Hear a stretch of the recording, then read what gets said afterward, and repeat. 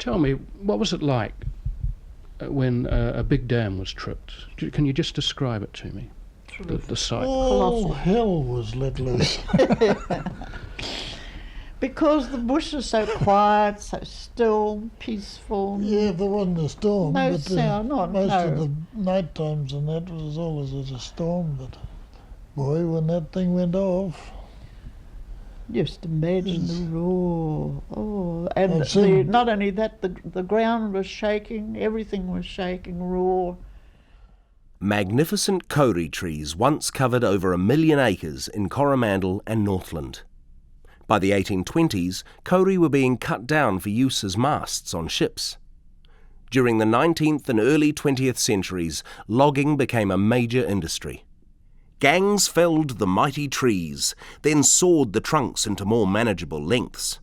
The logs were then rolled into creeks, where they were washed down through the bush to points where bullock teams could collect them and haul them out to nearby mills. In rugged areas, chutes and bush tramways were used.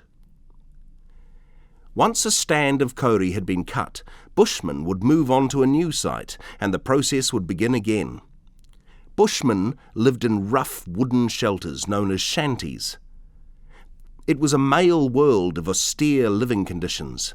Alcohol and gambling were prohibited in order to keep the peace. The men relaxed by smoking pipes, playing cards, and holding men-only buck dances. Felling giant kauri trees involved swinging an axe, heaving a pit saw, and carrying a timberjack weighing nearly 40 kilograms.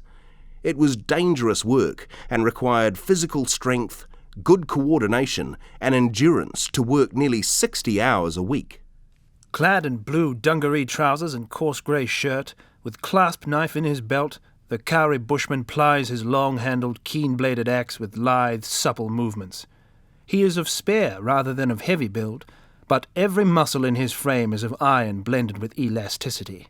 His arms and bearded face are tanned to dark mahogany, and his eye glows with the steady, keen light that only those who live their lives with nature possess. To fell a tree, a scarf, a wedge-shaped cut, was chopped into the trunk on the side where the tree was expected to fall. The tree was then sawn through from the other side.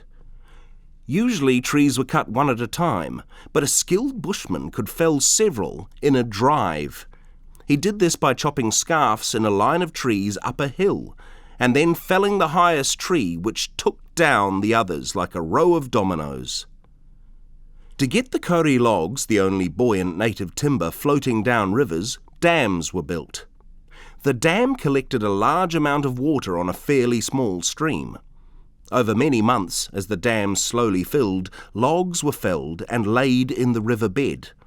When the water was released, usually during a storm, the logs cascaded down the flooded stream to navigable waters and out of the bush. It is estimated that nearly 1,000 log dams were built in New Zealand. Telegram from Dargaville. The sudden flood that occurred after Tuesday's rain has liberated great numbers of logs, and the various mills now have large stocks on which to work.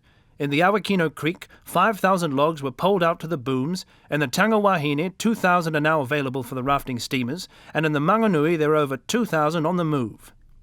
In just over 100 years, logging and burning transformed Northland's landscape from forest to farmland.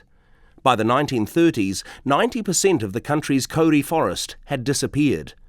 Concern for the few remaining patches of kauri grew, and in 1985, kauri felling was prohibited.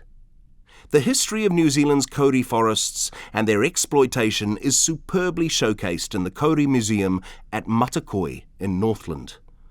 There is a working sawmill and an entire wing dedicated to the felling of kauri trees and their transportation from the bush.